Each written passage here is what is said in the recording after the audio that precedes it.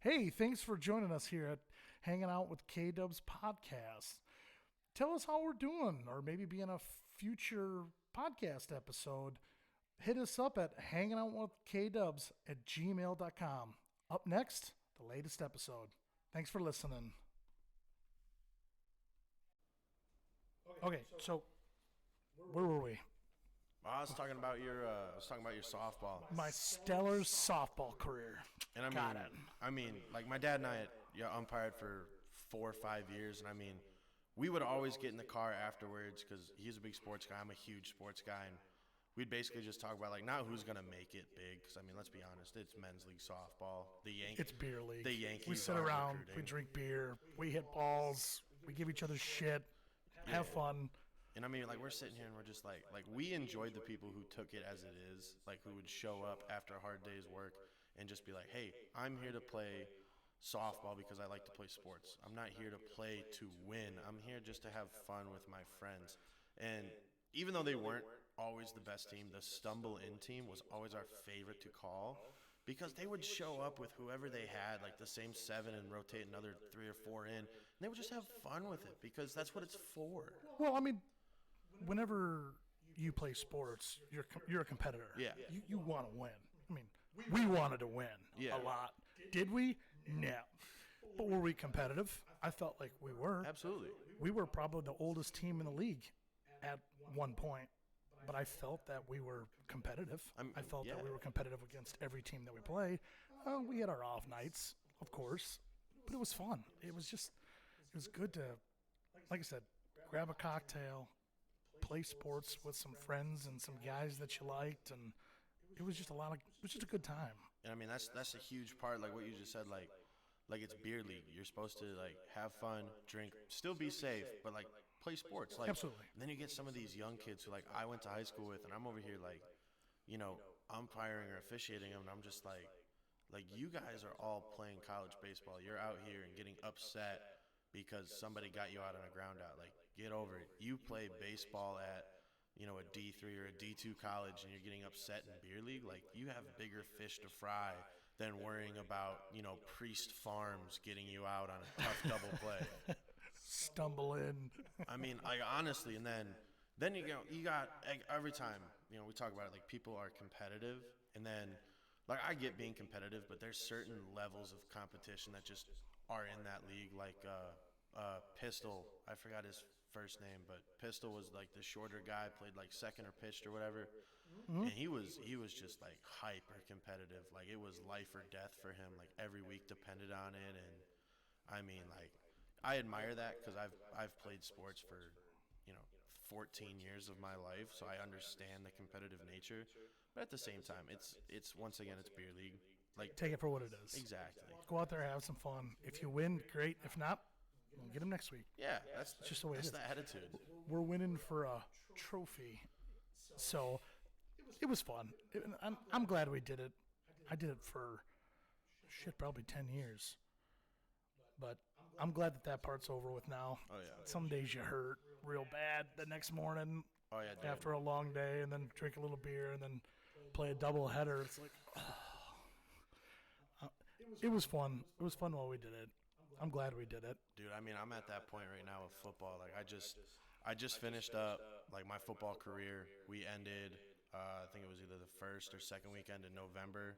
Played our first school playoff game in Indiana. Played Indiana Wesleyan, and I mean, they're the number 5 team in the nation, but they played like the number 1 team in the nation. And we just, so it was close. It was 14-7, and we ended up losing it. But I mean, it was one of those things where, like, from the jump, everybody counted us out of even our conference. Like, we were conference champ 2 years ago. We, last year we were runner up. This year they ranked us 4th and 5th, like on the 2 different polls, and we were just like, all right, like. So, you, for the viewers, you go to school in Kansas State. Or I go to school at Avila University in Kansas City. It's a small NAIA school. Okay, and then you played football 4 years? Yeah, played football all 4 years. What position? I was offensive line, so I bounced between either center, guard, and then I had a couple tackle plays if they needed somebody. Like, I was never really fast enough to be an all-time tackle, but I mean, I could get the job done on a pass play. Perfect. So what position did you play mostly? Mostly I would play either center, and then center and guard. I'd bounce between the two of them depending upon what they needed. I didn't start any of the 4 years. I was always just a special teams. Like I'd do a field goal or like PAT, stuff like that. But I just never really made the cut for starting O-line. There were some varying opinions on that, but I don't really want to get into that. I'm retired now, so I'm happy. I'm happy. Well, think about it. You got to experience what a lot of people never have and never will, and that's to play in a college football game, whether it's a small school or Georgia. Yeah, exactly.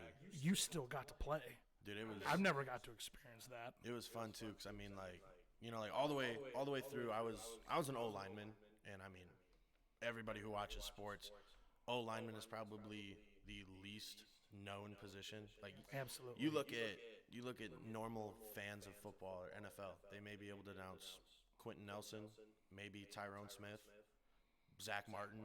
After those three, I mean, it goes downhill quickly. And I mean, I played it all the time, and in high school, nobody really recognized me because they were just like, oh, you just play O-line. You're not a running back or a linebacker or a quarterback. You don't touch the ball, so I had which is wrong because it all starts in the trenches, in my opinion. Dude, exactly. And like I had no problem with it because like I understood my role. Like we were talking about like blue collar work. I understand that I don't have to be the one getting the ball to score, but if that running back wants to get in the end zone, I have to put in the work. You have to make a hole. Exactly. So I mean, high school was not the best years. Freshman year we had James Robinson, who's in the NFL now. We had a pretty good year that year, but sophomore, junior, senior year, we probably had maybe 7 wins total through 3 years. It was just not good years. And then I get down to college, and I mean, my first year in college we were 8-2. Second year I think we were 9-1. We ended up winning conference during COVID year. The next year we were 9-2 because we picked up another game, and we just missed conference champs. And then this last year we were 10-1, won conference, made it to the playoffs, and then lost to a team that was third in the nation, ended up third in the nation. So I mean, but it was a close game. Yeah. So I mean, so it's not like you guys didn't belong, because you sure belong there, only by losing one score. Yeah, and I mean, like, honestly, like, since I hit high school, I was just like, you know what, I probably won't get that many wins. Then I go down to college and I win two rings, and I mean, these rings are like big rings, and I'm glad I ended my college or all my entire football career winning a ring, because I mean, there's just good for you. There's just nothing better to go out on. That's awesome. So while you've had your football career, you've also had a podcast. Yeah. Going on down there, Crunch Time with Kruck. Yep.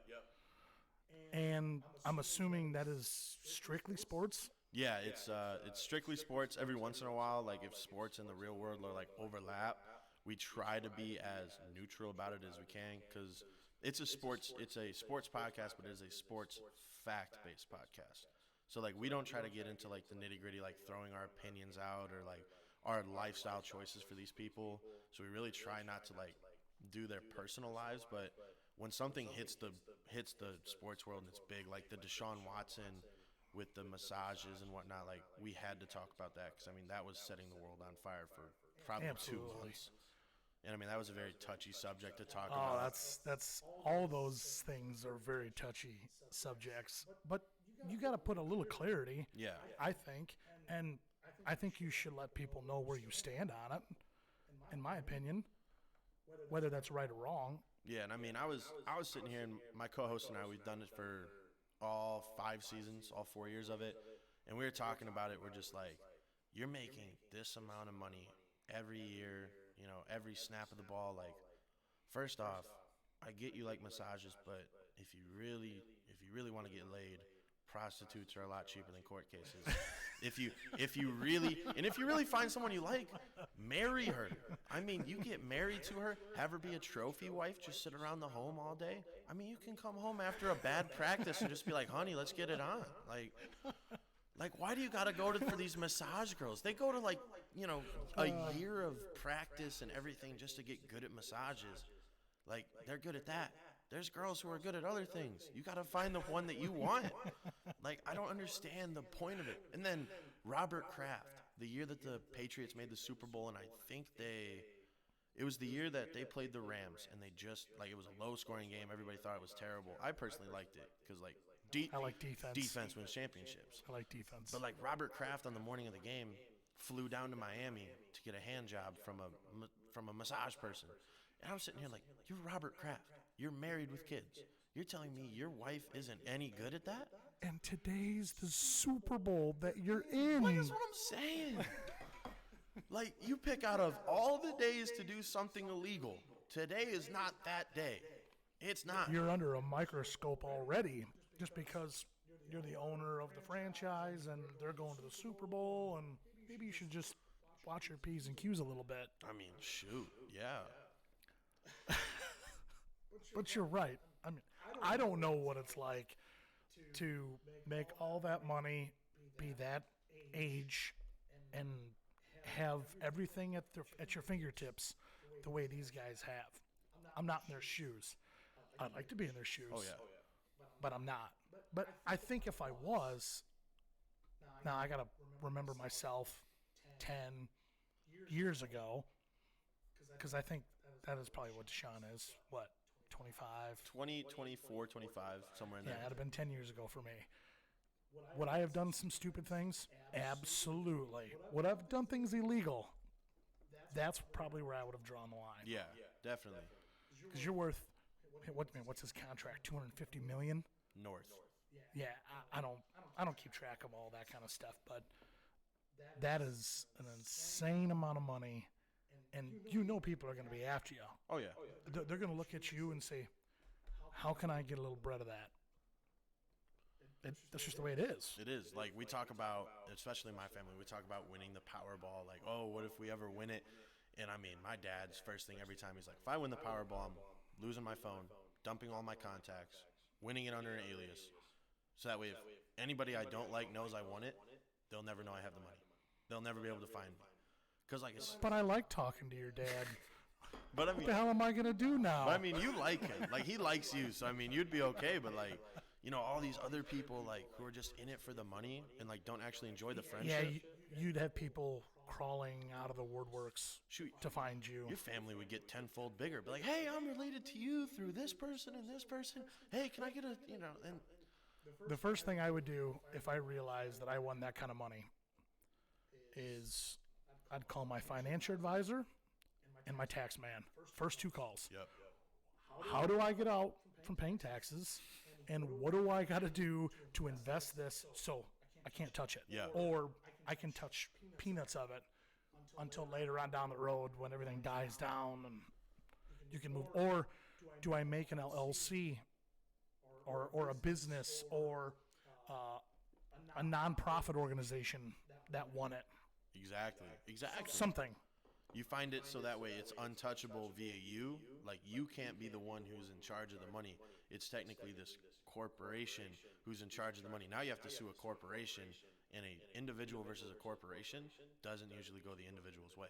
No, it usually doesn't. So that's why, like, I mean, I think about all this. Is it ever going to happen? No, it's never going to happen. But it's fun to dream. Oh, it is. It is. Like, the dream I've always had is, like, if I ever won it, first thing I'd buy is a truck. Like, I drive a Ford Edge, and I mean, I love it to death. But I always just want a truck because, like, that's just, like, I'm a big person. I live a big lifestyle. Like, I want a truck because it fits who I am. And then the second thing, like, I pay off my parents' house. I mean, they raised me. They got me to this point in my life, and they're probably going to help me out further down the road, too. I mean, I want to give back as much as possible because, like, without family, none of us are here. And, like, that's true. There's some people who are like, oh, well, I was adopted, or I was in foster care. Like, I never knew my parents. Well, like, I get that, but family's not always blood. Family is the people who, like, take care of you. Family is people that you can call and they'll be there. Yeah. Whether they're blood, not blood, 5,000 miles away, 2 minutes up the street. Exactly. That's family. Like, we got people down at school. We call ourselves the finest. So it's all of them are my very close friends. Two of them are from Florida, JJ and Garrett. One is from Texas. His name is I'm trying to think of his actual name now. We call him Miho. because he's Mexican. Like, he's your best friend. But you can't think of his name. His name's Mijo because his dad is Padre, so his son is Mijo, and then another guy named Donnie. And I mean, I call him my school family, and like I've always been very like not lenient, but always very very outgoing and loving. So like these guys, like when I say I love you, it's not the same as saying I love you to like my mom or my dad, but like they know like I truly like love them. And like I can say that to them because I know if I have a flat tire in Kansas City at 3 a.m., I can call one of them and they'll probably pick up the other 3 and show up. They're on their way. And like sober or not, they're on their way. Exactly. And I mean that's something that like it's very hard to find anymore. Like to find a group of people like that, especially in today's day and age where like everybody's just looking for like a quick buck, or everybody's looking to use you as a stepping stone to get something bigger. To find actual people who want the best for you and want to move forward with you, that's tough. Yeah, I mean you never want to lose those. I think that's always been tough though. If you even look back millennias and things like that, where people would use other people to get what they want, I think that's been that way forever. There's always going to be the users out there. Oh, absolutely. I just think you need to pick and choose which users that you befriend. I mean, absolutely. One of my favorite quotes nowadays, like I'm on social media a lot. I'm trying to promote my podcast, promoting yours a little bit. I saw this. Appreciate that. Saw this one video. This guy was like, "Some people are not in your life for the entire series." So he was an actor on a TV show. He's like, not everybody's a series character. Sometimes they're a season character or an episode character. And that's not because they don't like you or they're going to end up not liking you. That's just because they don't have the same mindset and the same ability as you do. Like absolutely. Like if you're going to reach the stars, you can't be with somebody, or like you can't have a lifetime friend who's always looking down on himself, always second guessing everything and like thinking the world's against him. Because I agree and I disagree. Yeah. I think we all have friends that are, I'm just going to use Debbie Downers for a simple thing. But I cherish them absolutely. a lot, even though they're a Debbie Downer, because they can teach me that it's not all that bad. Yeah. Some days you think the world is going to cave in around you, but it's never that bad. Somebody's got it worse. Whether that's somebody who's just got diagnosed with cancer, or somebody who just lost their father, or their son, or their best friend. I didn't lose anybody today. Today's been a good day. Yeah. So those people that tend to look down on life a little bit, I tend to help them. I like to try to help them. Say, hey, it's not that bad. Yeah. You and me, we're sitting here having a beverage. We're talking shit into a microphone. It could always be worse. Exactly. So I got this ring. This isn't the original one, but when COVID first hit, I was real down. I was like, football might be over for me, because we didn't think it would ever get over. I'm talking like 2020 when it first hit, and everything was getting canceled. Everybody was getting shut down. The world was going crazy. There was no toilet paper to be found. Don't know why that happened. Yeah, I have no idea either. But I mean, I was sitting here, I'm just like, the world's really down. And I remember writing this research paper for one of my either philosophy or psychology, and it was about the butterfly effect. You ever heard of the butterfly effect? Yes. And so I was thinking about it. I can't tell you exactly what it is, but if you change something in time, then something will change in the future or something like that, right? Yeah, I was thinking about it. I'm like, okay, butterfly flaps and swings in China. Donald Trump becomes president. Okay, what if I do one small good thing today? I see someone sitting on a corner and I give them $1.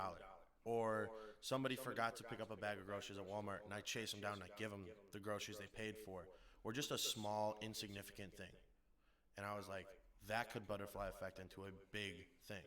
It very well could. So I put it used to be just this rubber ring, like a little 15-cent ring, right? And I wore it until it literally fell off. And then I got a metal one, and then this is the new one. I have a little bit of ADHD, so like the Cuban link in the middle spins, so it helps me in class. But like spinny, spin, spin. But like every day I just look at it and I remember like just do one good thing. because doing one good thing, whether it's selfish, or whatever it is, it makes you feel just a little bit better, and it helps out the world just a little bit. Because you look around, and I mean, like, it's all dark and gloom. Honestly, that's all the news covers. So you do just a little bit of good things here and there, all of a sudden those will keep echoing and echoing and echoing into a big good thing. I don't disagree with that at all. You did mention about listening to the news. I can be blunt and say I haven't listened to the news in years now. Because it's all dark and gloom. What happened to the good stories? The news was there to inform the people of the United States about the good and the bad. Yeah. You never hear good anymore. It's always the bad, or it's always political, or, hey, what happened to the kid with a lemonade stand that made $50 and donated it to the Boy Scouts of America, or whatever? Exactly. You don't hear that anymore. And that just bothers the shit out of me. I've actually, before I started this podcast, I actually thought about doing something like, I'm going to do a 10-minute news thing every week about the local area on all the good things that happen. Hey, America, if you're in and around the area that we do this in, here's a brilliant idea. Do a 10-minute news thing every week on all the good things that happen in your area. You want to talk about something that's going to be a butterfly effect? Think about that one. Dude, that'll take off. And I mean, it, like, the best part about that, like, just 10 minutes would be that would make 10 minutes of your day. You're having a bad day. You know, the boss yelled at you for not turning in your proposal on time, or, you know, maybe you got a skid loader stuck in the snow or something. That's 10 minutes of your day where you're no longer thinking about how bad your day is, and you're like, hey, I remember when I was a little kid and I had a lemonade stand. You know, kind of wish I would have made $50, but good for him for making $50. It's just something like that I think could explode. Yes. Because it's 10 minutes, so everybody's not going to sit around. Everybody's got 10 minutes every day to blow. Oh, yeah. And if all of a sudden they say, hey, what's this? You know, Happy Time News with Jacob. And it's 10 minutes long, I'd listen to it. Should it take off?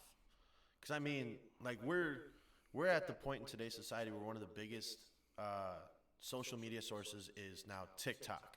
And TikTok made its big platform on just 10 seconds to a minute video, because that's how long people can pay attention for.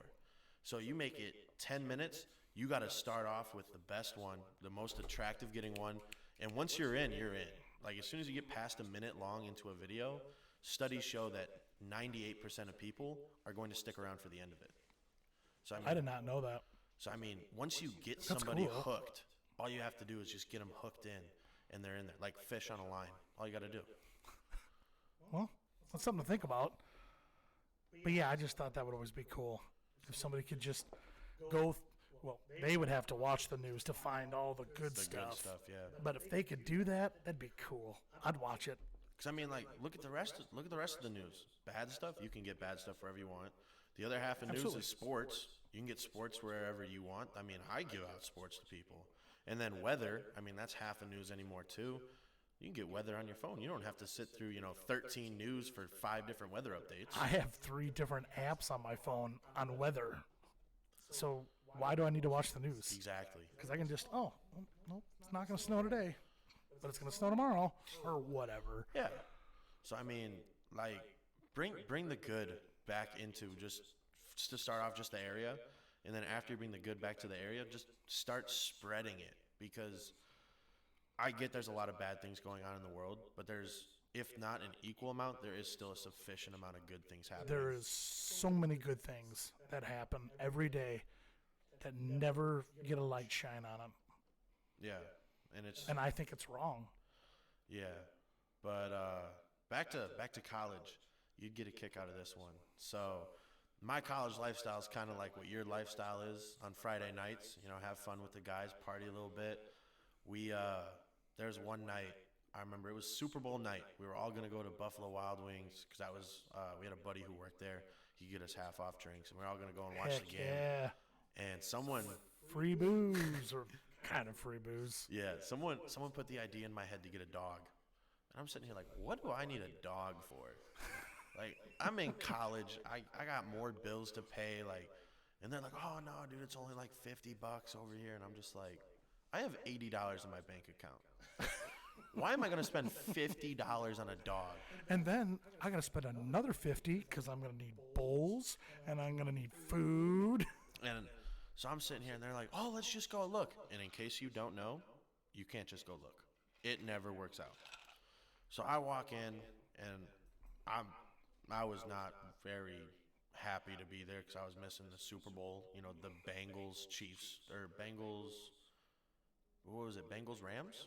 Maybe? Yeah. I was missing the Rams one. I was missing that Super Bowl, and I'm just like, I'm not really happy right now. So I walk up, and I'm like, all right, what's the cheapest dog you got? And they take me back. And, I mean, I'm walking through these kennels because it was an adoption shelter. It wasn't one of those, like, PetSmart, like, where they breed the dogs. It was a straight-up adoption rescue. All these dogs are barking, chirping at me, yada, yada, yada. And, I mean, I walk past this dog that was just sitting there looking at me, not barking, not jumping, not nothing. And, I mean, I stop, turn around, go back to the dog, and I'm, like, looking at him. He's not giving me, like, the dog eyes. He's giving me, like, sticks his tongue out like he wants to play fetch or something. And the guy comes over, he's like, hey, the dog's over here. I'm like, how much is this one? He's like, wow, that one's just $50 too. And I'm like, all right, I'll take this one. And he was like, you want to play with him? And I'm like, will he bite me? He's like, no. And I'm like, all right, I'll take him. And, like, I mean, he just looked at me so dumbfounded. He was just like, well, you don't want to do this or that? And, like you don't want to take him for, like, a test drive? And I'm just like, no. How old is he? Oh, he's about a year and a half. I'm like, perfect. I can still teach him how to be a good dog. And, you know, he's a pit mix. So he's mostly pit bull with, like, a bunch of other little things in him.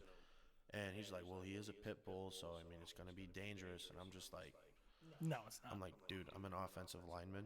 I hit people as hard as I can for a living. I think out of anybody to own a pit bull, I'd be the guy. And I think that's a stereotype. Oh, it is. It completely is. That's how you raise them. The dog breed with the most bites per year is Chihuahua. labs. Oh, really? Because there's a ton of people labs. own labs. The second most is Chihuahua. Oh, I was close. And the third most is poodles, because most people don't know, but poodles are the original hunting dog. I did not know that. Poodles are the original hunting dog, so, like, anytime they hear a squeaker, it is their objective to kill the squeaker. Just like labs. Most labs are hunting dogs nowadays, too. But this pit bull, I mean, he is my parents, when I bring him home for, like, we had a little 8-pound Cocker Spaniel Poodle mix, and I bought an 80-pound dog. So I was like, hey, I got a dog. And, you know, they were like, oh, yeah, why would you get a dog? This, that, and the other. And I'm just like, hey, well, keep some of Sandy's stuff around the house because she'd just been put down. Literally the day before I got Buster, she was put down. And then come to find out, her birthday was 4/3. Buster's birthday is 4/4. So, I mean, I don't know how it happened, but it's just like. It was written in the stars. It was. And so I come home with the dog. I didn't let them know it was 80 pounds because I wanted to see the look on their face. So I come home and my mom, you know, she, like, bends over, like, squats down to, like, say hi to the dog, expecting this tiny little dog. And, I mean, Buster, this 80-pound Goliath, comes ripping around the corner. And, I mean, my mom loves dogs, but she jumped back. And she was like, what is this? Oh. And, I mean, he's drooling because he's a pit bull. He's never been here before. He can smell the food on the stove. And, like, my dad's sitting in his chair looking off his chair. He's like, oh, that's a big dog. Nice. I was like, master of understatement. All right.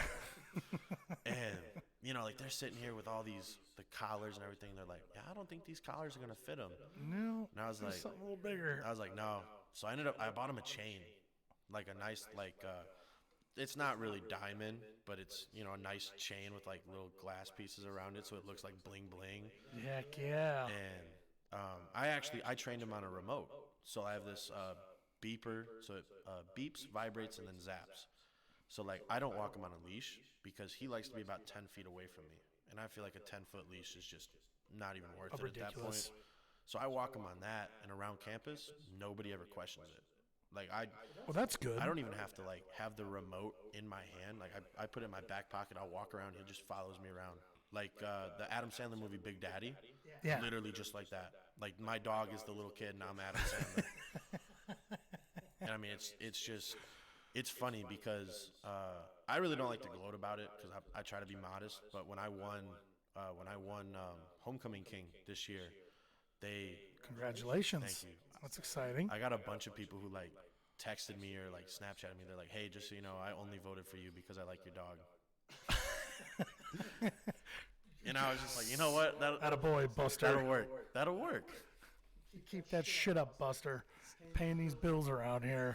So I mean, like, it's fun. It's lovely. Like, I'm a big guy. I have a big dog, and my girlfriend is 115 pounds. So there's one time we were sitting that big. Yeah, we were sitting on the couch at the dorm room, and Buster comes up and he lays on her lap, and I was like, all right, I gotta. We were sitting there for a while watching some Grey's Anatomy. I don't know why. All women like Grey's Anatomy, apparently. Can't stand it, but whatever. Doesn't surprise me. So we're watching it, and I'm like, all right, I gotta go run to the gas station real quick because I gotta fill my car up with gas before I drive home tomorrow.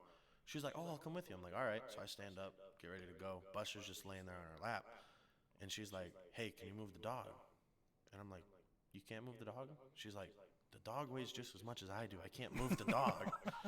So she was pinned underneath the dog, like just couldn't move. Hey, right there, Buster. I get a weeknight to myself.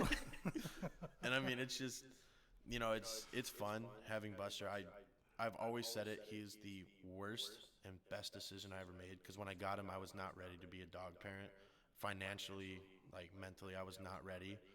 But like just getting him, like it's nothing compared to having a kid. Like it really isn't.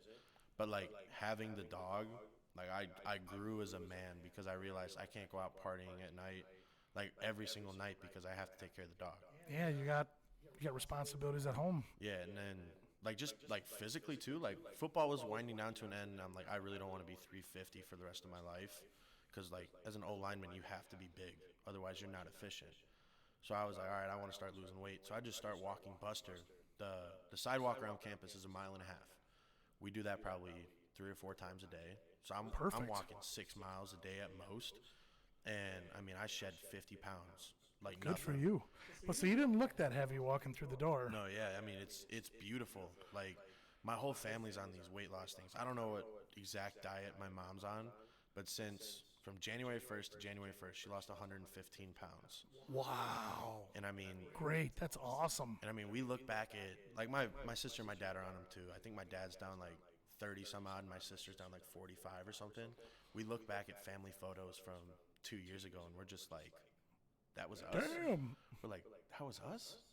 And like, because at that time, like we all had in the back of our heads, like, maybe we should start losing weight, like whatnot. But like nobody wanted to say it because that's a very hard subject to talk about, especially with your family. Mm-hmm. And then we all just start losing weight. And I mean, like I'm fitting into jeans I haven't worn since 7th grade. I'm wearing, like I usually do most of my shopping at Farm and Fleet. I love their big and tall section. The day before Thanksgiving I came back, I wanted to buy a nice flannel because we were going to have a bonfire. And I'm talking to this lady who had no idea who I was. Talking to this lady, and I'm like, hey, I'm looking for this shirt, but like a size smaller. Do you know where I can find it? I kid you not. She's like, oh, that's in the normal people section over there. And I was like, you have no idea how happy you just made me. Like, I have not fit in the normal people section in forever. But like, just thank you. Just thank you. You just made my day by saying normal people. And I mean, it's just, like, just the little things. Like, I bet she had no idea. She had no idea. And, like, for me, like, that just made the whole world. And it shows your hard work's paying off. Yeah, and I mean, Buster, he loves all the dogs around the house. So we're the only house without a fenced-in backyard who has a dog. So like the rest of the houses nearby, they're all fenced in, and the dogs will come up to the fence, and like Buster will walk up to him, and he'll just be like, "Hey, how's it going? Like, what's up? You're on the other side of the fence, can't really play with you, but I want to say hello." What's up? And it's just like I never thought in a million years I would find a dog who is just like me. Because, I mean, like, I'll go up and I'll talk to anybody. When I'm walking through the quad at school, if I see somebody across the way, I will, like, pause my conversation, wave hello, and just, like, yell their name, and, like, have a conversation 100 yards away from them just because I know them. It's just funny how some people have that personality. I have that personality, and I think I got it from my grandma.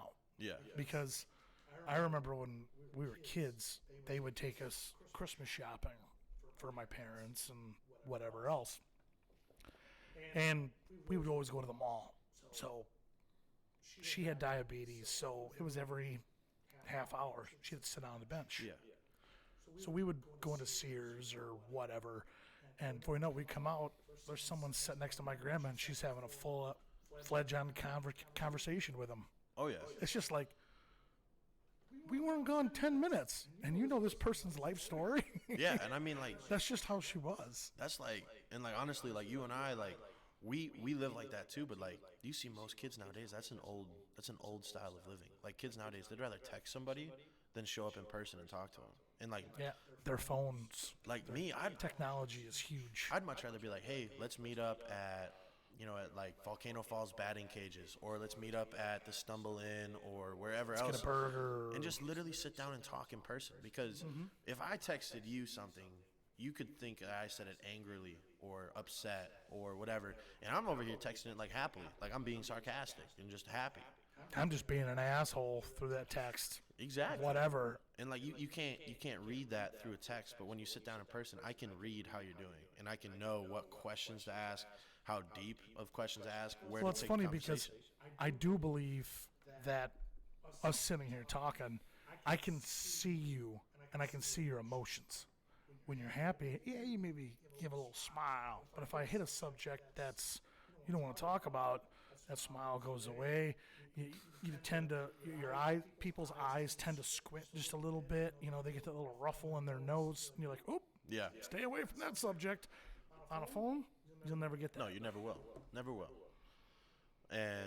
But no, like I love the fact that like we are who we are. Like you said, you got it from. I agree. You got it from your grandmother. I got it from my dad's dad, my grandfather, and I mean he was a truck driver, easygoing guy. Would always talk to people and. Your grandpa was? Yeah, grandpa. Truck driver? Grandpa Kruckenberg. Oh yeah, I think I did know that. Super cool guy. He worked for Pete Freight Line, and before that, he worked at Dean's back when Dean's like first opened way back when, and super. 1922. Maybe not that old. Maybe not that old. But super down to earth guy, and he'd just have a conversation with whoever. Like he'd sit down, stand up, lean against the wall, just listen to them talk. Because for some people, that's all they need. Like if you need your day to get better, just talk to somebody. Whether you know them for 5 minutes or you know them for 5 years, just talk to somebody and just get things off your chest. It's always a good thing to do. Well, and I think that's why psychologists and psychiatrists are very needed in today's world. Absolutely. Because there's somebody you can go to and have a conversation. There's no judgment. Yeah. They don't know you. They don't know your family, your friends, what your job is, blah, blah, blah, blah, blah. It's strictly just, I need you to hear me out. And it stays right here. Yeah, we, back to football, we had, there was a guy named Justin Barbie who was on the team. He was third string running back because, I mean, we had really good running backs. We had a running back who was All-American 3 out of his 4 years there. And, I mean, he was just amazing. So I mean, he was a scout team running back, and I was a scout team lineman. So like, he was my running back. You know, he was the guy who like I carried on my back if I had to. And he unfortunately passed away the day that camp ended. Oh no! And it was tough on all of us. And like the team reached out. Like the coaches, they're like, listen, like we got counselors, we have people who you can talk to if you need it. And like when you're playing college sports, especially college football, you think you're untouchable. You think the world's never going to hurt you. You think nothing bad's ever going to happen. And, I mean, something like this pops up, and you're sitting here and you don't know what to do. Like, because when you're a football player, the answer is always hit somebody. Okay, I'm upset. I want to hit somebody. I did bad on a test. I want to hit somebody. It didn't matter how hard you hit somebody. Barbie wasn't coming back. And, I mean, it was a lesson we all had to learn at our own speed. And it was. I'm sure some are still. It was tough. I remember the first practice back. We had 2 practices off, and then we came back, and the coaches were smart enough not to let us do team, because if we did team, somebody was getting decapitated. So the skill players did the 7-on-7, just like passing routes, all that little fun, girly stuff. And then the actual linemen, we're down here in the trenches. We're doing 5-0 line, 5D line, and I mean we are just going at it. Like it's called one-on-ones. So one O lineman, 1D lineman will go at a time. You work your way down the line, come back like a typewriter. We're going, and I mean, I've never hit somebody so hard in my life. I mean, I was just so upset. And like in my head, I thought if I hit him hard enough, it'll make the pain go away. Well, it wasn't physical pain. It was mental, emotional pain. And like I'll be honest, I reached out to the coaches and I said, hey, do you guys still have the number for those people? Because like what I'm doing is not working. Like the answer is not at the bottom of a bottle, and it's not at the end of an injury or a concussion. So like I reached out, and I mean like I'm not afraid to say it, because there's some things in life where like you need help, and it's absolutely. And if you can reach out and just be like, hey, I am man enough to say that I can't get through this alone, and I need to lean on somebody. The psychologist told me, he's straight up, he's like, listen, I'm not going to be the guy you lean on. I can't tell you who it's going to be, but you're going to find comfort, solace, and emotional help in somebody who you might meet, you might already know, you might be born with. And I mean, I found it in the finest, like the friend group I was talking about. Like those guys, we bonded together like you know, butter on toast. Peanut butter and jelly? Exactly. I mean, it was different. I mean, we were really good friends then, like before that, and like after that happened, I mean, we didn't leave each other's side. We never went solo anywhere. If I needed to go somewhere, somebody would always either offer to come with me or just somehow magically show up in the car.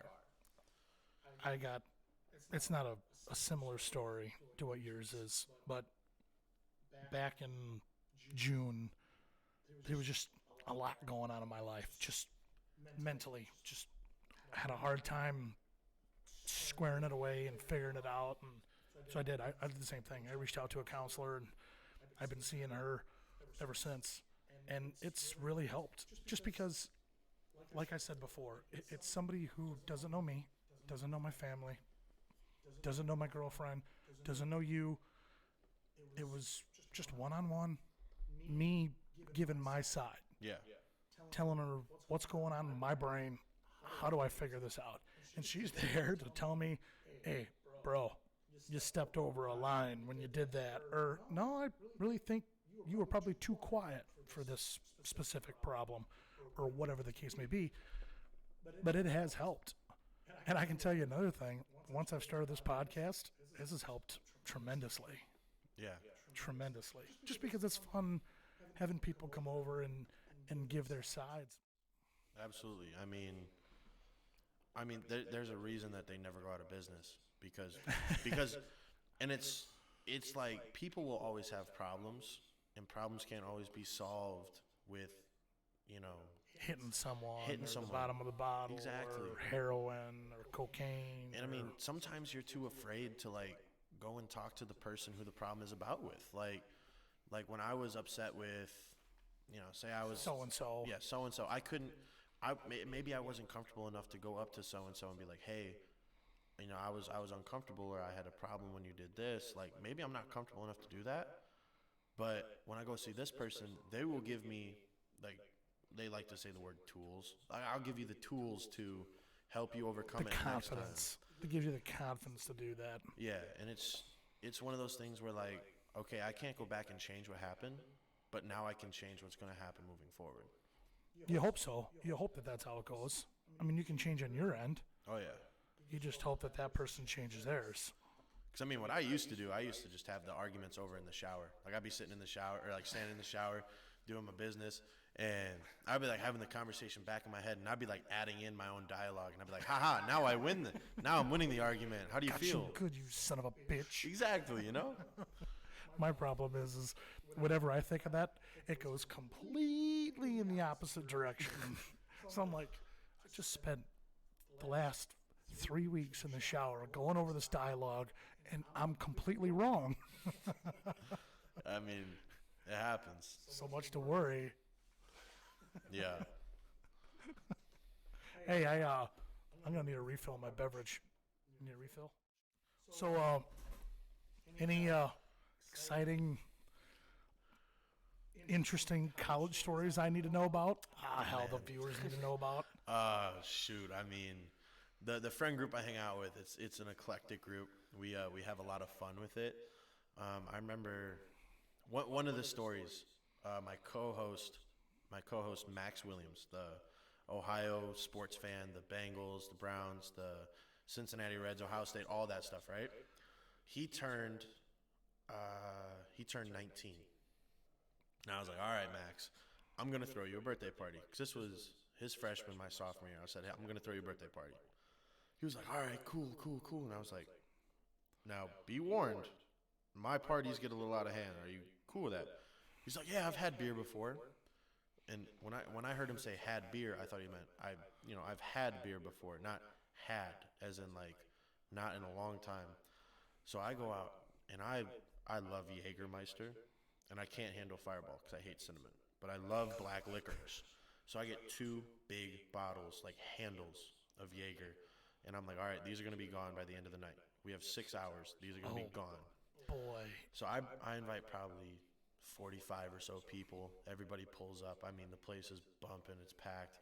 Max shows up. I'm like, all right, Max, you ready? He's like, yeah, I'm ready. I'm like, okay, how much beer have you had before? And he said 4 or 5. And I was looking at him like, 4 or 5 what? Like cases, cans, kegs? What are we talking here? 4 or 5 sips of beer. And I looked at him. I said, uh-oh. I said, sips? He's like, yeah. And I'm like, this is going to be more than a sip.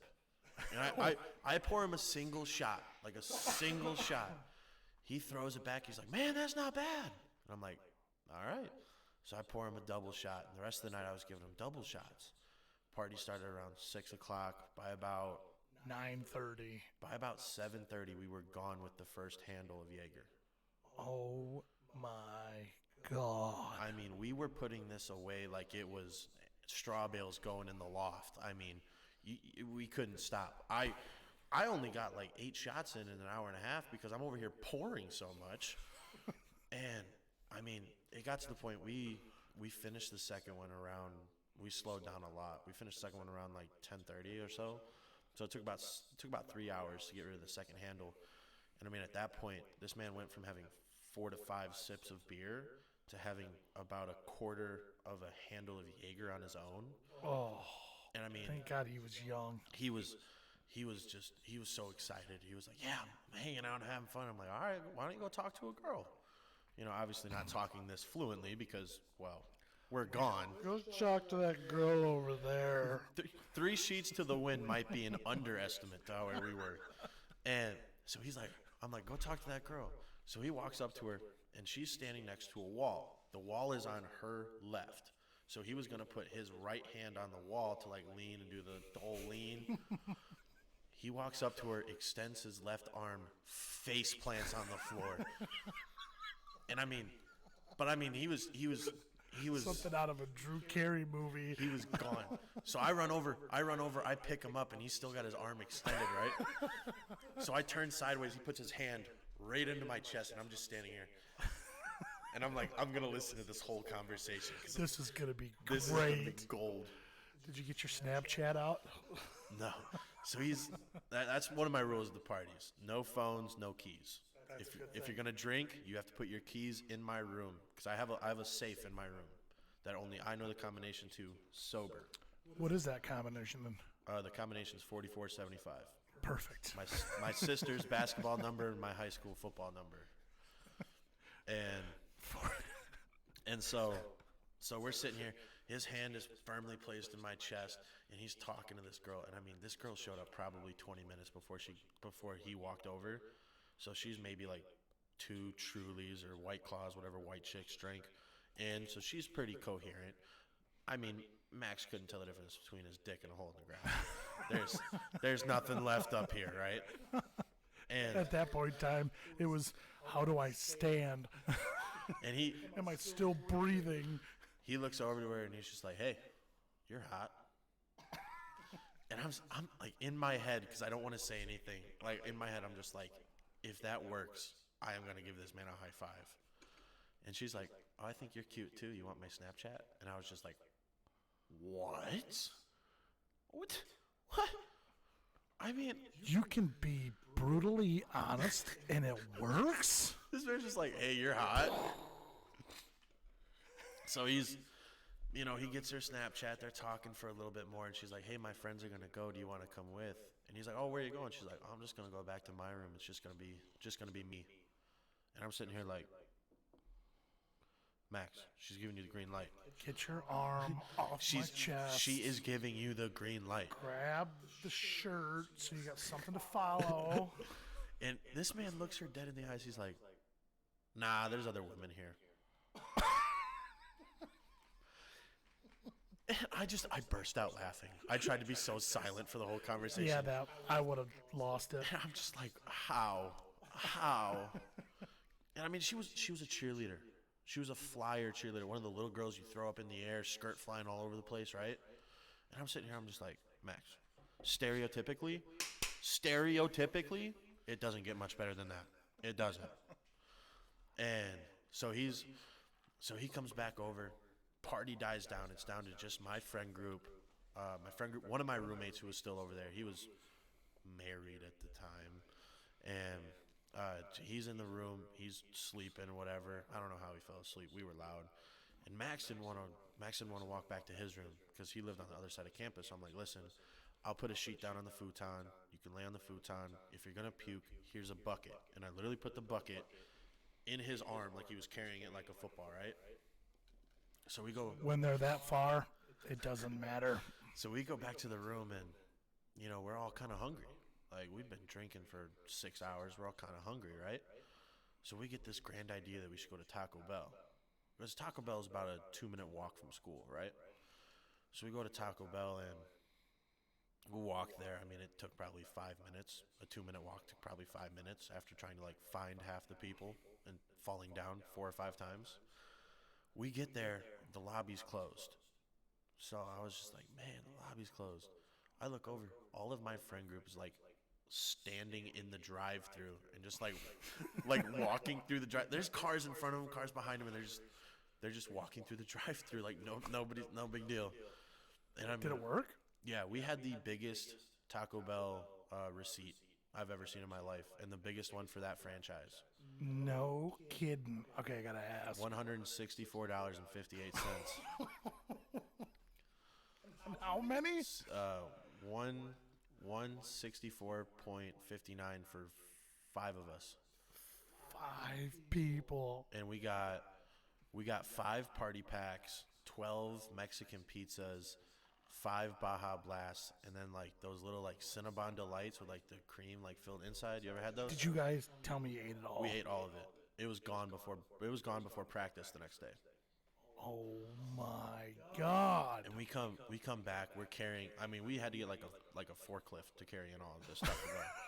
We come back. We're sitting in the room. Dude, that's a lot of tacos. And we're sitting here. We just walked into the room. I sit down in my room before even noticing it. I go to unwrap my first taco, and I'm about to put it in my mouth, and I'm like, oh, something smells terrible. I go out. The puke bucket's sitting right here, perfectly fine, and there's just puke right here.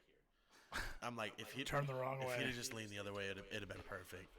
So I pick him up, he's small enough, and I just literally pick him up, take him into the bathroom, and I have this old habit of how I puke when I'm that gone. So I'll take my forearm, place it directly on my head, and then lean down on the toilet because it'll hit both sides of the seat, right?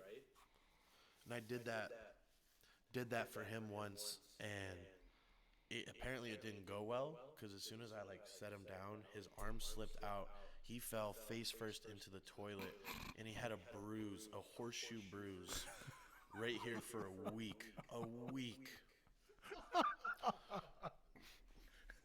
How do you not laugh at that? And I mean, I'm just tried to help you, dude. You just didn't help yourself. I mean, I'm just I'm dying laughing. And my roommate, who I said was married at the time, he comes out wearing his Armachillo Duluth Trading Company underwear, right? He's like, what's all this ruckus going on out here? And I'm just like, oh, we threw a party. He's like, oh, okay. Just walks back in his room, and I'm just like, I don't know. Thanks. See ya. Good to see you. Sleep well. So this was still 2 days. Oh man. So he's passed out drunk. He's part of the football. Head next to the toilet, yeah. Head next to the toilet at 1 a.m. My alarm goes off at 5:30 to get to practice at 6. So I wake him up, and I'm still having to help him get to the field because, I had been drinking for a while. 4 or 5 sips, not exactly a lot. So I help him over there, and we start doing our team stretches. And we do, the normal high knees, butt kicks. And then we do, we call them single leg RDLs. So you plant one leg, and then you bend over with your hands to touch your toes while the other leg goes straight out. Okay. And it's like, it's kind of funny. It takes a lot of balance to do it, right? Makes sense. He didn't have a lot of balance that morning. He did it and completely, like, half somersault landed flat on his back. And then with his helmet still on, spit out his mouth guard, started puking through the face mask. Nice. And I'm sitting here and I'm just like, oh, the coaches know exactly who he was with last night. The coaches walk up to me, they're like, hey, yo, what's up? we heard you got some football players a little drunk last night. No. And I'm still feeling pretty good at this point. I'm used to, like, playing through it. Like, I can sober up when I have to. So as soon as practice actually starts, not just like the stretches, but like actual practice starts, I'll be good. So I'm sitting here, I'm like, I think little might be an understatement. Not the thing you want to say to the coach. No. I'm assuming you ran a lot that day. Yeah, I was. I ran the entire field probably 7 or 8 times, and they told me, they're like, we're gonna run you until you get all the alcohol out of your system. Thanks, Coach. Appreciate it. So I'm like, oh, if that's all it takes, I just go over to the corner, start puking up, and they're like, no, you got to run. So I mean, I just puked, so I got nothing left in the tank, and now at this point, I'm running to make myself puke, and it was. I wouldn't take it back, though. That was one of the best nights. I mean, I got really close to Max that night. He was super cool, super fun to hang out with. He has a hard time with sarcasm. And, like, it took me a while to, like, really understand and, like, how to use sarcasm. Like, for him, he's still trying to figure it out. But, I mean, he's a super cool guy, super down-to-earth, nice human being. I'm glad I got to meet him. Another party. So I got Buster Super Bowl last year. So I've had him for about 10. Almost a year. Almost a year, right? This year, every party I went to, I bring him with me. Because everybody knows me, and they know Buster. Like, most people, they'll be like, oh, yeah, it's you, and you're dating this girl or whoever. With me, it's like, oh, yeah, you're Kruck, and you have Buster. And I'm like, yep, that's me. That is who I am. So I pull up to these parties with Buster, right? And Buster is the best dog at parties. Because I'll walk in, I'll pull my bowl out for him, I'll crack a beer, put the beer in the bowl, and I'll sit here and drink my beer. And we're both just standing in a corner. He's drinking his beer, I'm drinking my beer, just having a good time. And I mean, there is no other babe magnet like a dog. I mean, I went from going to parties, like having to like flirt with women, like go out of my way to like see them, to like now I'm standing in a corner, minding my own business, probably checking the score of a football game. And women are coming up to me and are like, oh, is this your dog? So much easier. So I don't understand why I didn't do it earlier. I mean, and it was so much easier. And I mean, I didn't sleep around like that because I'm not that kind of guy. But like, I met a lot of people and I heard a lot of people's stories and who they were, who they wanted to be, what they wanted to do with their life. That's cool. And I mean, it was just like, it was one of those things where like when people get drunk, they lose their filter. They lose the like filter's gone. They lose the, okay, what should I say? What shouldn't I say? So I started getting stories about like just absolute hot gossip. Like, yeah, my boyfriend cheated on me, but I really like him because, he's got a big schlong. And I'm just like, don't really care. The Patriots score is exactly like I'm sitting here. I'm just like, or whatever football team you like. Yeah, I'm sitting here. I'm just like, okay, And I mean, they're always down to earth. And I have this thing where I don't give Buster any treats, and people think I'm crazy for it, right? Like, I don't give him any treats. Everybody else gives him treats. So like, anytime someone comes over to the room, the first thing you want to do is give him a treat. So I'm sitting here. Buster probably gets at school probably 7 to 8 treats a day. Oh, I'm sure. So I'm sitting here like, what do I have to give him a treat for? I feed him, I give him water, I take him on walks, and I love him. You guys give him treats, and that's just... You don't need anything more than that. Exactly. You guys give him the treats, so he decides to like you. He already likes me. I don't have to win that over. This isn't like, like a Santa Claus thing where I have to be on the nice list. Like I mean, maybe you get him a nice big rawhide bone at Christmas or something. Oh, I did. I got him, not Christmas. My parents came down for every single football game, because it was my senior year. It was my last year. They wanted to. I seen that they were down there a lot via social media. Yeah, and we went to this one place. I forgot what it was called, but they had this bone marrow appetizer or something, and it came out with two bones with the marrow cooked and whatever on it. And the bone marrow tasted like butter. I'll be honest with you, it tasted like butter. And I was the texture wasn't a big. I wasn't a big fan of the texture, but like the taste wasn't bad. So I had these two big bones, and I gave them the Buster, and then we didn't scoop it out enough, so like you could still taste the bone marrow that we ate in it. I mean, he went nuts on that bone. I had to take it away from him after about a week because he, like, you know, when you eat a candy cane and it eventually comes like real sharp and pointy and you can stab people. Buster did that to this bone. I mean, it was. Yeah, and when they swallow that stuff, it can really. Yeah, so I can really be bad. Took it away from him, and he was kind of sad for a minute, but I like squeaker toys because I like how nuts he gets about them. Because the thing behind it doesn't drive you nuts. Nah, the thing behind squeaker toys is like the squeak sounds like a dying animal, and dogs are like meant to kill it. Absolutely. So I used to get him all these different squeaker toys, and like within 4 minutes, the squeak was gone. 4 minutes, and I'm just like, okay, I'm done with that. Well, that's why they don't bother you, I guess. Yeah, and my girlfriend found these Kong, like the Kong brand, these giant tennis balls, probably about the bigger than your fist, right? Double a normal tennis ball. This thing is indestructible. Buster has like almost swallowed this ball trying to break it. Can't. No matter how hard he bites into it, he can't puncture the ball. So I just have to like basically just reshape it so it's not concave, just pop it back out, and it still squeaks, and he goes nuts. No kidding. I mean, he will sit there for hours on end just squeaking it. And I have no problem with it because I'm used to it. Just like the drool, I have no problem with his drool anymore because I'm used to it. Right. My parents hate the drool, hate the squeaker. And well, they're not. And I mean, like he only drools around food. If he can't smell food, he won't drool. Well, when do you think the only time my parents complain about him drooling? When they're eating. When we're sitting down eating dinner.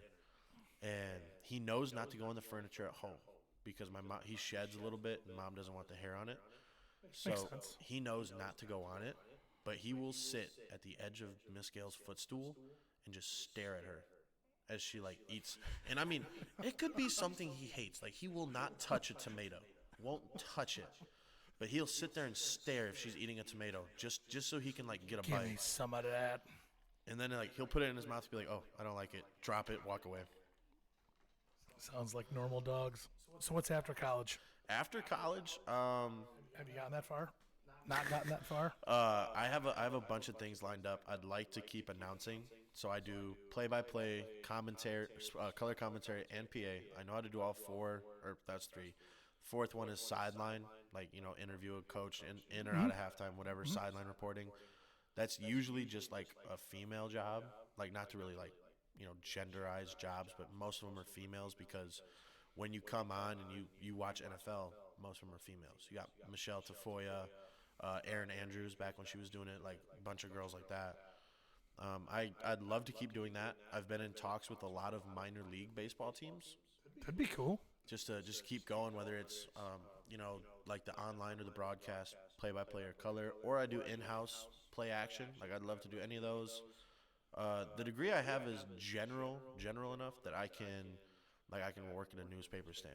I can work at a news station. I can work for a private company if I wanted to.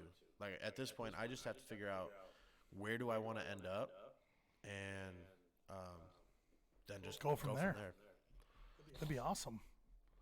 Might see you on the MSN or the NFL or MLB. Or my all-time goal, my all-time dream goal, I want to work Sports Center anchor for the AM edition. I want to get into work around 4:30 in the morning, go on air at probably 6 a.m., be on air until about noon, and then at noon I'm done for the day. And I mean, I feel like that would be, I'd really love that job because growing up, my parents had two different schedules. My dad worked first shift, so he started work at 5 and was done at 1. My mom was a salesman in Chicago, so she wouldn't start work until 9 o'clock. Then she'd get done like usual 9 to 5, right? Well, when I left for school in the morning, my mom was the one helping us out to school. Until we got old enough that we could do it on our own. Yeah. And when we got home we got home after school, Dad was home. We didn't have to have a babysitter every single day because the schedules lined up. Well, most people who I either date or I end up talking to, they're going to have jobs that are going to take most of their afternoons, most evenings. So I'm thinking to myself, okay, if I can get, afternoons off, that would be so much easier for kids. Not that I have a kid on the way or I plan on having a kid within the next, however many years, but like thinking ahead a little bit. Exactly. Planning for the future, like it'd be nice to be able to have one of us at home in the morning, one of us at home at night, and then at the end of the day, we can all come back together and play a board game, sit around and watch a TV show, or like have supper whatever together. Exactly. Watch your favorite NFL team in the fall and winter months, and yeah, it'd be cool. This is a crazy thing. I know around here a lot of people are really into it. I've never gotten into it. I have never watched Yellowstone. Never gotten into Yellowstone. I don't know if you are or not, but I have. I watched the first season and went, this is way too much drama for a goddamn ranch. That's what I'm saying. The second season hooked me. Really? Yeah. Now, this season that's out now currently, I think it's 5. It's very, very slow. Yeah. So I'm kind of losing interest in it. But seasons 2, 3, and 4, they're pretty solid. Yeah, they're pretty solid. I'm a like I said, college students. Like, what do you think college students watch? Like, I've seen Family Guy beginning to end probably 3 or 4 times. The Simpsons, like cartoons like that. You ever heard of Rick and Morty? Yep. We watch Rick and Morty constantly at school, and Amazon Prime. Look it up. I really like the show. It's called Suits. Yes, I love it. It's got the Meghan Markle girl, right? Meghan Markle. It's got the Harvey is the main lawyer. I can't remember the guy didn't go to law school, but he can memorize everything, and yeah, he's got a photographic memory. Great show. It is a great show. I got hooked on that. I think there's like 9 seasons or something. Oh yeah. I watched them all. Dude, I got hooked on it. I was like, oh, this is pretty good. And I like the lawyer, judges, and courtrooms, and it just kind of appeals to me a little bit. So when I seen that, I got just hooked right now. Shoot, I'll be honest with you. My growing up, my parents hated when people yelled, right? So growing up, if we ever had an argument in the house, some houses would just be, okay, who can yell the loudest? Okay, you win the argument. In my house, my dad had this rule: don't raise your volume, raise your argument. So like when I was around the house, if I thought a certain way and nobody agreed with me, I would like full on just create the most beautiful, elegant argument and proofs.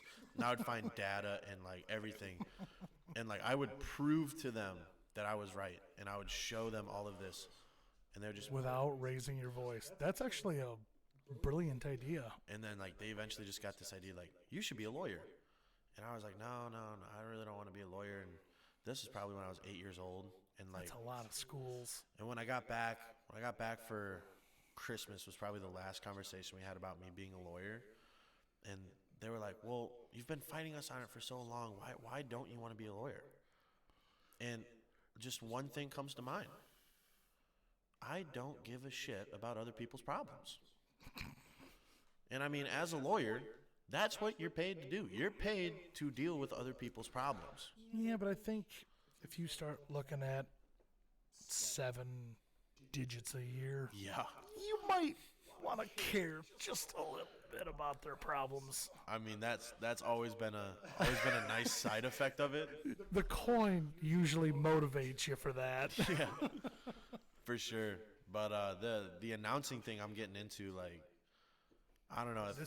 It can be just as a lucrative thing. If as long as I don't say anything, incorrectly or say the bad words, I might be able to make those. I think you'd be a good announcer just from listening to your podcasts before this one. And I'm sure you've got now years of experience doing it. Yeah. you're only going to continue to get better, and you're young. You could have a very, very good career doing this. Yeah, down at school, I'm a senior now, and when I came in as a freshman, I was the first ever student to be an announcer at the school. They had normally just paid people, hey, come in and do the game, we'll give you $100. Well, I came in on it, and they're like, hey, you're going to do work study, basically get a job through the school, and we're going to pay you $8.50 an hour. And I'm like, all right, that's minimum wage. I'm not tripping, whatever. Experience, though. And, they're over here like, dude, we are making so much money off of you announcing. We're going to bring you back next year. And I was like, I love announcing, but I could really use a pay increase. So they're like, fine, we'll give you $15 an hour. And I was like, okay, almost doubled it? All right, that'll work. That'll work. So I've been calling games for 3 years, making $15 an hour, and they're still up so much money because they're still up so much money. But you get the experience. Oh, absolutely. Starting as a freshman, starting at 18 years old, you've got the experience. Yeah, and so theoretically, you're years ahead of where somebody else graduating at 21, 22, 23. You've already got that. Yeah, and I started when I was a freshman in high school. So the story behind that was my sister played JV, and she would dress up for varsity for basketball. And I'd show up, and nobody would ever announce the JV games. And I was just like, this is really, like, why aren't you announcing them? These games are just as good as the varsity games. And I went up to the announcer at the time was named Todd Tuning, and he was like, I just can't get off work early enough to do it. And I was like, all right, that's fine. And then I went up to the athletic director at his name was Dirk Campbell. Dirk Campbell. He used to be at Genoa Kingston. He was at Rockford Lutheran for a little bit. I don't know where he is now. But he basically told me, he's like, we just don't want to pay somebody for it. And I told him, as a freshman, I told him, I'll do it for free. And this man had every single reason in the world to say no, right? He hands me the microphone with one rule. Don't swear. Don't swear. That was the one rule. So I started announcing as a freshman, and I would just do basketball. And then I eventually, Tuning couldn't make it anymore. So I was like, okay, I'll do both men's and women's varsity basketball now. Because my sister wasn't playing JV anymore. And then the baseball coach comes up to me. He's like, hey, I'd like you to do baseball announcing as well as... Time out, boys. I'm going to need to see a little jingle before we start doing all this. No, I mean, I was always cool with it because I never, asked for money because I knew that would be the straw and they would just start getting somebody else. But, the teams were really nice to me. For Christmas, they would, if their sport was during Christmas, they'd give me, a small little Christmas gift or whatever. Sometimes it'd just be like, hey, we got an extra shirt, here's a shirt. That would mean the world to me. Cool. Good enough. So for baseball, I had to do sound mixing, music, the microphone, and the scoreboard. So I learned how to do all of the behind-the-scenes work as a sophomore in high school. Good for you. And then I carried it over into college. When I got there for college, I was showing them everything I knew, and they're just like, we don't have anything to teach you. They're like, you know all of this. Sweet, I can skip this class and save all that money? So, I mean... No, not quite. Exactly. So I ended up testing out of probably 7 or 8 classes. Good for you. But they were just like, well, you're already enrolled, so you have to pay. And I'm just like, okay. So that's how they get you. So I would sign up for 6 classes a semester, and normal students do either 5 or 4. I'd sign up for an extra one because I knew I could always test out a 1 or 2. Mm-hmm. My sophomore year, I was in class 1 day a week because I tested out of every other class. Good for you. And now that's awesome. Now that I'm a senior, they're actually asking me to find my replacement. They're like, hey, we only have a semester left. We only have you until May 3rd. Or they could pay you to stick around.